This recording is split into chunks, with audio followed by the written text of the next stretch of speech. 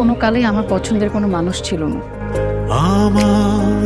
আপনার সাথে মেশার পর আমার একটা পছন্দের জায়গা হয়েছে, মনের ভেতর একটা ছোট ঘর হয়েছে,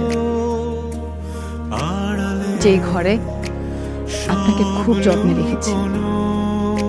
ভেবেছি এই ঘর থেকে আপনাকে কখনো বের হতে দিব না, কিন্তু পরে ভাবলাম এভাবে আটকে রেখে কি আর ভালোবাসা হয়? রঙিন হলো পলকে